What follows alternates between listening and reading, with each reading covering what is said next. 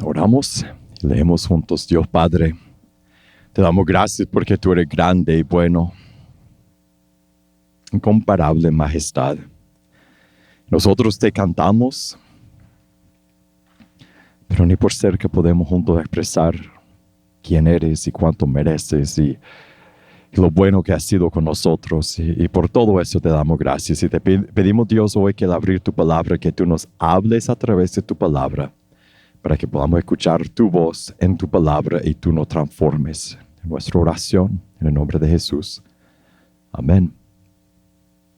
Ok, hoy empezamos con algo grande que vimos la semana pasada, porque de la idea grande de la semana pasada basaremos lo que hoy veremos. La semana pasada vimos que Dios quiere que sus hijos sean como Él. Lo vimos en el Salmo 15. Él exige que nosotros seamos perfectos como Él, como es Él, completamente íntegros, perfectos en sus ojos. Mira primero de Pedro 1, verso 12.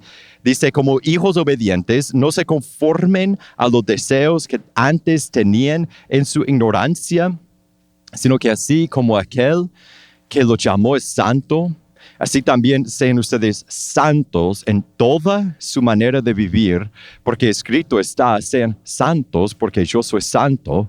Y si invocan como Padre a aquel que imparcialmente juzga según la obra de cada uno, condúzcanse con temor durante el tiempo de su peregrinación. Esa peregrinación es nuestra vida en esta tierra. Dios desea que los que son sus hijos, los que se han entregado a Él por arrepentirse y bautizarse, vivan con temor y temblor, que sean completamente santos. ¿Qué es santo? Santo es perfecto, es ser exactamente como Dios, ni una palabra indecente, sin ningún pensamiento impuro, ni un sentimiento de envidia, ni una acción egoísta. Eso es santo, completamente perfecto. Y eso es imposible. No podemos ser exactamente como Dios. Aun cuando intentamos con toda nuestra fuerza, fallamos. ¿Has sentido alguna vez esa sensación de derrota cuando te has intentado portarte bien? Dijiste, hoy sí, hoy no me voy a enojar con nadie, hoy voy a estar tranquilo, no voy a estar preocupado, voy a estar feliz, voy a hacer todo lo que debo hacer. Y de repente algo pasa.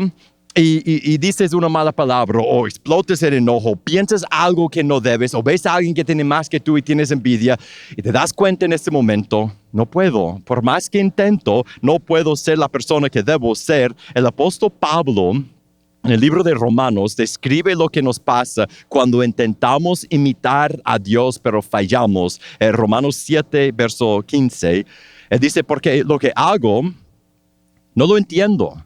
Porque no practico lo que quiero hacer, sino lo que aborrezco. Eso hago. La cosa de la cual me arrepiento después.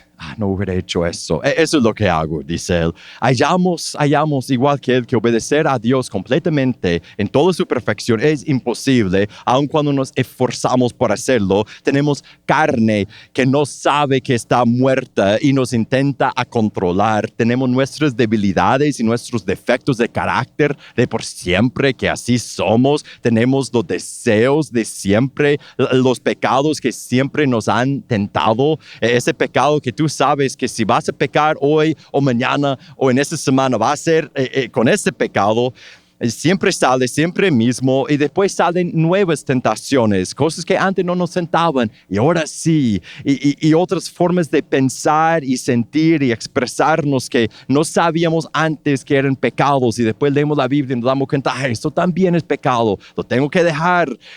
¿Cuáles son los tuyos?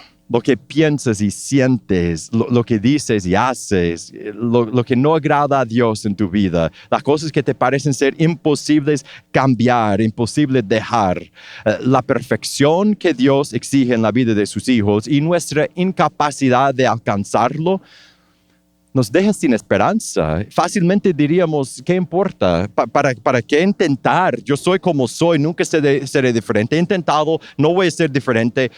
Pero Dios, mire, en su gracia, no nos deja allí sin esperanza. Nos pide lo imposible, ser como Él. Y también, esa es la idea grande para hoy, Dios nos ayuda a hacer lo imposible. Por su poder divino, nosotros podemos alcanzar lo que Él pide de nosotros. Nosotros podemos tener alguna esperanza de cambiar y ser más y más como Cristo cada día. El apóstol Pablo, mire Filipenses 1. Él describe lo que Dios hace en nosotros. Filipenses 1, verso 6 dice, estoy convencido precisamente de eso, que el que comenzó en ustedes la buena obra, la perfeccionará hasta el día de Cristo Jesús. Dios empieza la obra en nosotros. ¿Cuándo? Cuando nos atrae hacia sí, cuando nos salva, cuando nos hace nacer de nuevo, y cuando nos arrepentimos y bautizamos y salimos del agua y somos una nueva criatura. Él empieza la obra y Dios es quien completa o termina o perfecciona esa obra, la obra que Él mismo empezó. Dios nos ayuda a vivir de una forma agradable a Él. Y si dices, pero no tenemos que hacer algo nosotros. ¿No dijimos la semana pasada que después de entregarnos a Jesús tenemos que esforzarnos para vivir en obediencia absoluta a Dios? Sigue leyendo Filipenses 2, mire el verso 12. Dice, así que, amados hermanos, amados míos, tal como siempre han obedecido, no solo en mi presencia, sino ahora mucho más en mi ausencia, ocúpense en su salvación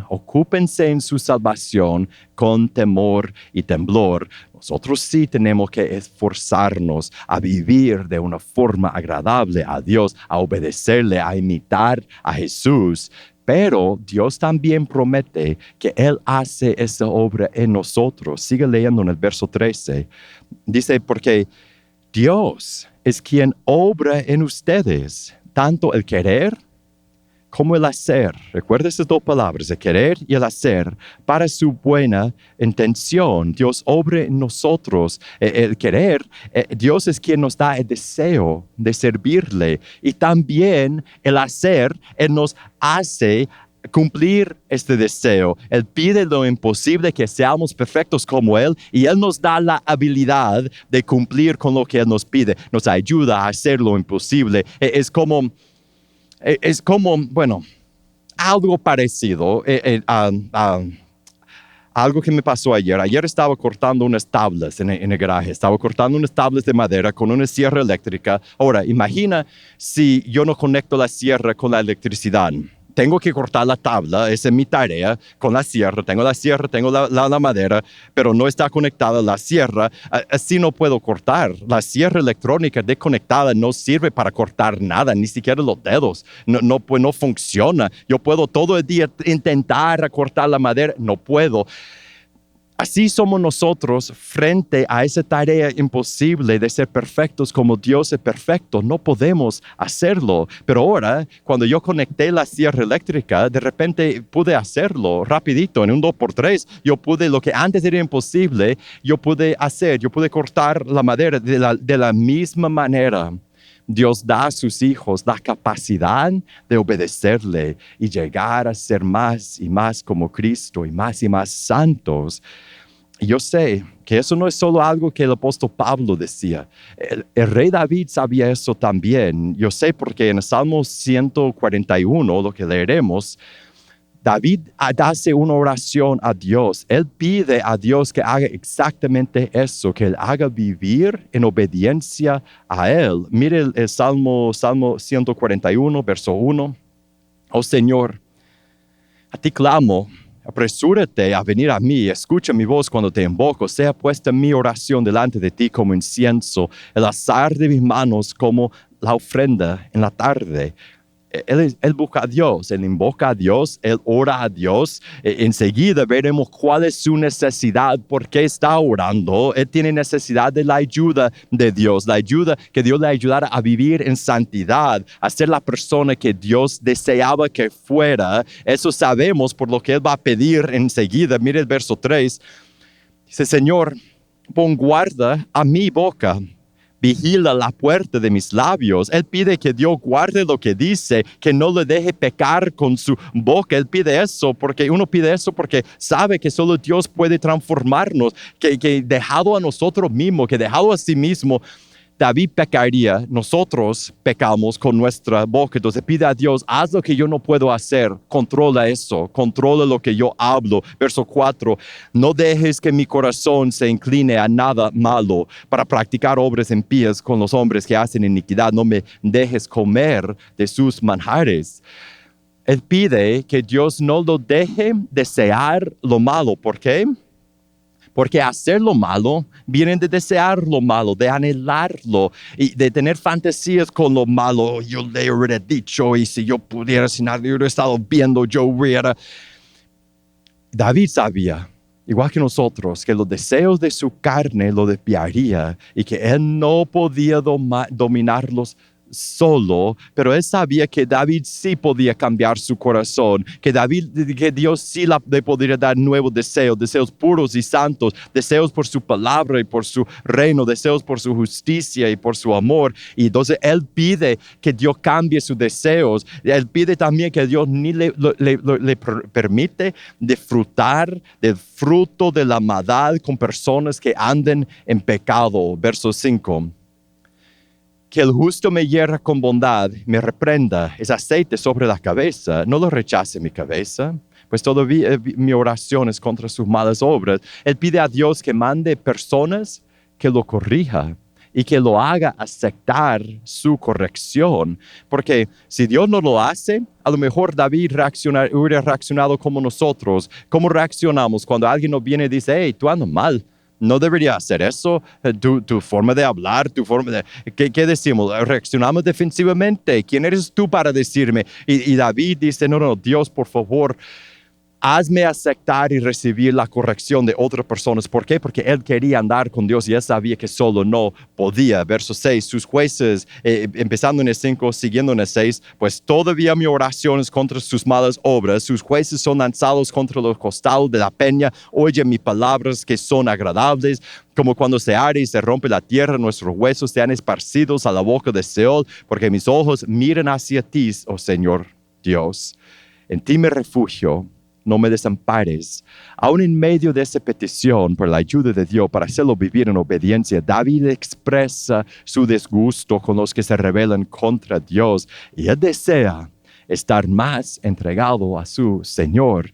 Verso 9 termina por decir, guárdame de las garras de la trampa que me han tendido, de los lazos de los que hacen iniquidad, caigan los impíos en sus propias redes, mientras yo paso a salvo. Él pide que Dios lo guarde de los malos, de la trampa que le tendieron. Pudo haber sido un peligro físico. Él tuvo muchos problemas con otra gente en su vida, pero por el contexto de lo que él está pidiendo de Dios, de protegerlo de la tentación, es muy posible que la trampa, en ese caso, eran tentaciones, oportunidades de pecar.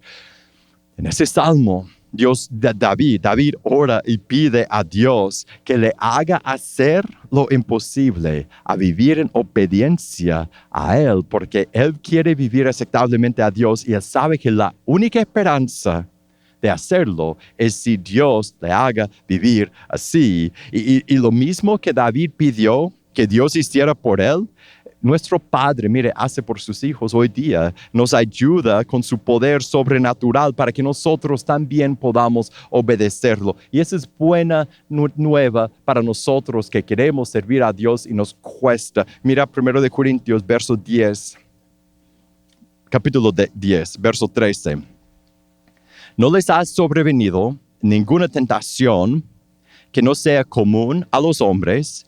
Fiel es Dios, que no permitirá que ustedes sean tentados más allá de lo que pueden soportar, sino que con la tentación proveerá también la vía de escape a fin de que puedan resistirla. Por su poder, Dios nos ayuda a vivir en obediencia a Él.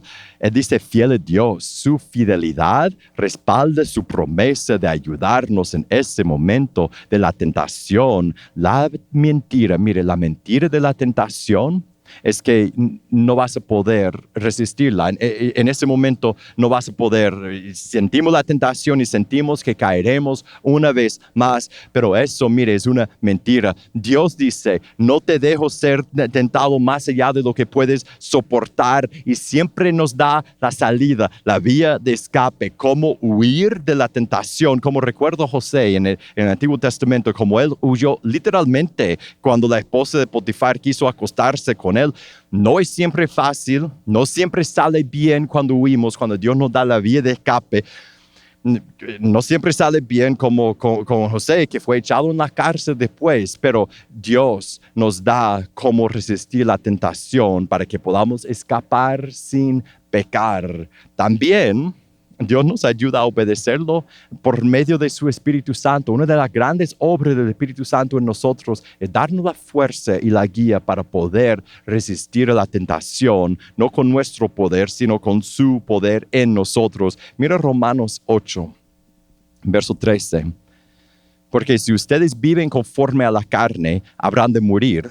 Pero si por el Espíritu hacen morir las obras de la carne, vivirán. Porque todos los que son guiados por el Espíritu de Dios, los tales son hijos de Dios. El Espíritu Santo nos hace sentir convicción. Cuando andamos mal, nos hace sentir la convicción que estamos pecando. Nos hace sentir lo repugnante que es nuestro pecado. Nos hace sentir la urgencia de dejar nuestro pecado. ¿Has sentido eso alguna vez? Esa es la convicción del Espíritu Santo. Es una de sus grandes obras en nosotros, y el mismo Espíritu nos hace desear obedecer a Dios, nos guía a obedecer a Dios y nos da la fuerza, como dice el verso 13, nos da la fuerza para poder dominar nuestra carne, resistir la tentación y obedecer a Dios. Dios nos ayuda a sus hijos a vivir en obediencia a Él. También Dios nos ayuda a obedecerle por disciplinarnos. Nos da su Espíritu que nos guía, que nos da fuerza. También nos disciplina. Mira Romanos 12, verso 5. Además, han olvidado la exhortación que como a hijos se le dirige: hijo mío, no tengas en poco la disciplina del Señor, ni te desanimes a ser reprendido por Él, porque el Señor, al que ama, disciplina, azota a todo el que recibe por hijo. Es para su corrección que sufren. Dios los trata como a hijos, porque ¿qué hijo hay a quien su padre no discipline? Cuando sus hijos le desobedecen, Dios nos ayuda por hacernos sentir dolor en nuestra vida, para que dejemos nuestro pecado, para que arrepentamos y volvamos a nuestro Padre. Y uno más, Dios usa a sus otros hijos e hijas para ayudarnos a obedecerle. Hebreo 3, verso 12. Tengan cuidado, hermanos, no sé que en alguno de ustedes haya un corazón malo de incredulidad para apartarse de Dios vivo. Antes, exhórtense los unos a los otros cada día, mientras todavía se dice hoy, no sea que alguno de ustedes sea endurecido por el engaño del pecado. En Cristo somos miembros de su familia, la iglesia, nuestra congregación local, y Dios usa aún esa familia para ayudarnos a obedecerlo. Debemos exhortarnos y animarnos y corregirnos mutuamente cuando vemos peligro, pecado, desánimo en nuestros hermanos, nuestras hermanas, y nosotros, Dios usa eso para hacernos regresar a su camino. Mire, Dios exige que sus hijos sean perfectos como Él, y no lo podemos hacer, pero Dios en su gran gracia nos ayuda con su poder divino para que nosotros sí podamos vivir en obediencia a Él y ser más y más como Cristo. Ahora, ¿qué debemos hacer? ¿Cuál es la aplicación? Mire, si todavía no has tomado tu decisión de entregarte a Jesús por arrepentirte, bautizarte, y comparto contigo las palabras de Pedro, del apóstol Pedro, Hechos 2:38, dice, Pedro le dijo, arrepiéntense, sean bautizados cada uno de ustedes en el nombre de Jesucristo para perdón de sus pecados, recibirán el don del Espíritu Santo.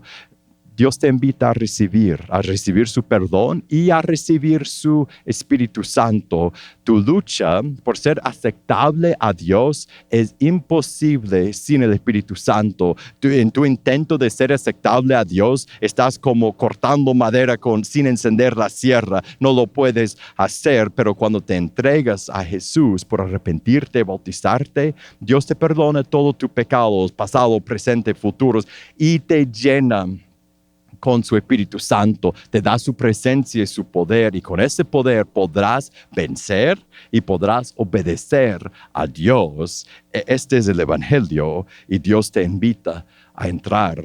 Y para los que somos cristianos, que ya hemos entrado en el Evangelio, nuestra aplicación viene del apóstol Pablo. Mire Filipenses 2:12, lo que vimos. Eso es nuestra aplicación. Así que, amados míos, tal como siempre han obedecido, no solo en mi presencia, sino ahora mucho más en mi ausencia, ocúpense en su salvación con temor y temblor, porque Dios es quien obra en ustedes tanto el querer como el hacer para su buena intención. Dios obra en nosotros, la segunda parte, y nosotros tenemos que colaborar con nuestro Padre en su obra en nosotros. Tenemos que seguir la guía del Espíritu Santo. Eso significa hacer caso a la convicción del Espíritu Santo cuando nos hace sentir mal por nuestro pecado. Seguir su guía, obedecerle. Eso significa en momentos de tentación buscar la salida y huir y luchar con el poder del Espíritu Santo. Eso significa cuando tenemos dolor en nuestra vida,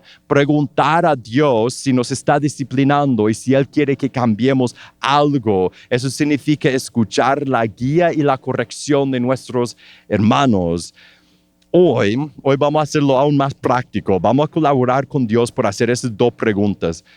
¿Qué hay en tu vida que el Espíritu Santo te ha estado diciendo que debes dejar o que debes cambiar? ¿Qué necesitas hacer para seguir la guía del Espíritu Santo en esa área de tu vida? Y la segunda pregunta, ¿cuál es la tentación que siempre te agarra? ¿Y cómo podrías huir? ¿Qué podrías hacer para huir la próxima vez que aparece esa tentación en tu vida? Y hoy terminamos, mire, a contemplar cuánto nos cuesta obedecer a Dios y la lucha continua que es para nosotros y cuánto fallamos, aun cuando nos esforzamos a seguir el Espíritu. Nosotros podemos decir con el apóstol Pablo, una lectura para la comunión, Romanos 7, Pablo dice en el verso 24, miserable de mí, ¿quién me libertará de este cuerpo de muerte? Gracias a Dios por Jesucristo, nuestro Señor. Cristo es quien nos rescata. Es por Cristo que podemos hallar libertad de nuestra carne. Lee el verso 1 del capítulo 8 que sigue. Por tanto, ahora no hay condenación para los que están en Cristo Jesús, los que no andan conforme a la carne, sino conforme al Espíritu.